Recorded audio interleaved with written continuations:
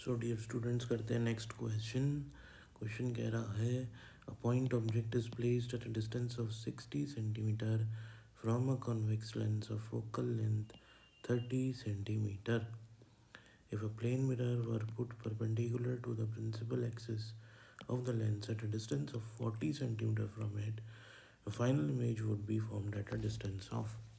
तो यहाँ पे हमारे पास एक पॉइंट ऑब्जेक्ट है जो यहाँ पे कहीं पे रखा हुआ है ओ, और इसकी फाइनल इमेज हमको बतानी है। ये जो लेंस है हमारे पास कॉन्वेक्स लेंस है और इसकी फोकल लेंथ हमको गिवन है 30 सेंटीमीटर। तो अगर ये वाली डिस्टेंस हम देखें तो ये 60 सेंटीमीटर है, ठीक है।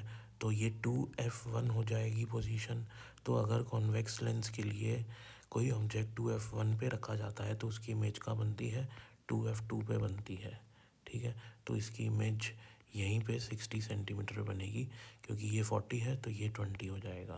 तो यहाँ पे कहीं फर्स्ट इमेज बन जाएगी ड्यू टू कॉन्वेक्स लेंस। तो हम इसको सॉल्व भी कर सकते हैं लेंस के लिए। लेंस फार्मूला लगाएंगे 1/f equals to 1/v minus 1/u। Focal length होती है positive, 1/v as it is लिखेंगे, माइनस 1 जो u होगा वो -60 हो जाएगा, तो माइनस माइनस प्लस हो जाएगा। सॉल्व करके v आ जाएगा 60 सेंटीमीटर इस डायरेक्शन में। तो यहाँ पे फाइनल इसकी फर्स्ट इमेज बनेगी ड्यू टू लेंस, ठीक है। अब जो इमेज यहाँ पे बनने वाली है ड्यू टू लेंस, वो यहाँ से मिरर से बनेगी कितनी दूर, ये मिरर से बनेगी 20 सेंटीमीटर दूर, क्योंकि लेंस से बनानी है हमको 60 सेंटीमीटर दूर।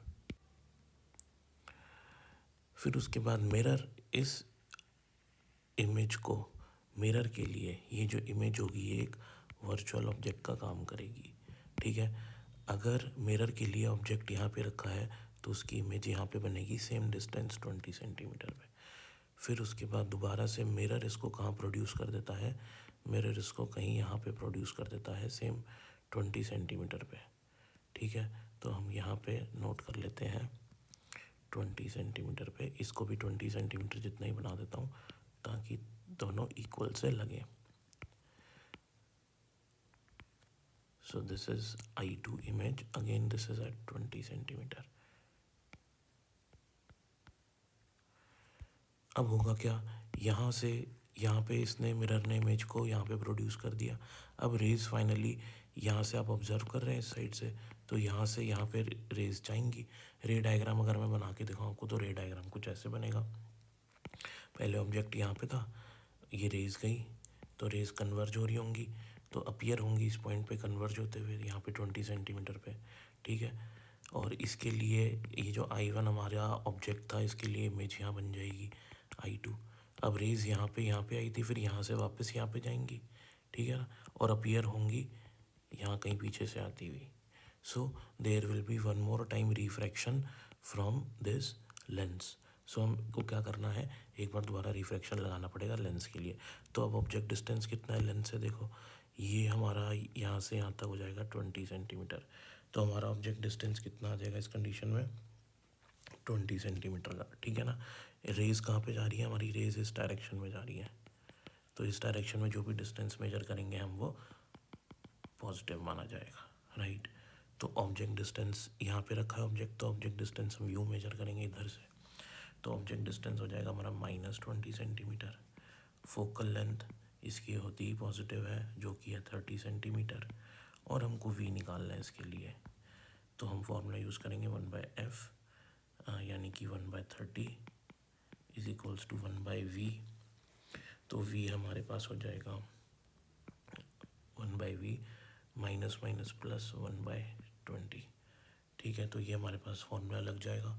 हम इसको v के लिए सॉल्व करेंगे, तो v के लिए सॉल्व करने पर हमारे पास आएगा -60 सेंटीमीटर। -60 सेंटीमीटर मतलब रेज इधर जा रही है तो -60 सेंटीमीटर होगा इस डायरेक्शन में, यानी कि लेंस से 60 सेंटीमीटर इधर। तो ये 40 है और ये 20 है, तो यानी कि फाइनल इमेज फिर से इसी पे बन जाएगी I3, ठीक है। क्योंकि ये 40 सेंटीमीटर है, एक मिनट, ये 40 सेंटीमीटर है और ये 20 सेंटीमीटर है, राइट। तो फाइनल इमेज हमारी बनेगी 20 सेंटीमीटर पे, क्योंकि वो मिरर के अंदर बन रही है। तो अगर मिरर के अंदर कोई भी इमेज बनती है हमारी तो वो होती है हमारी वर्चुअल इमेज, ठीक है। तो हमारा आंसर हो जाएगा 20 सेंटीमीटर फ्रॉम प्लेन मिरर से 20 सेंटीमीटर पे, और it would be a virtual image. So second option would be right. And final रे diagram would be like this, because final image फिर से हमारी यहीं पे जाके बनेगी, तो I3 भी इधर आ जाएगा. दिस विल बी द रे diagram for this particular question.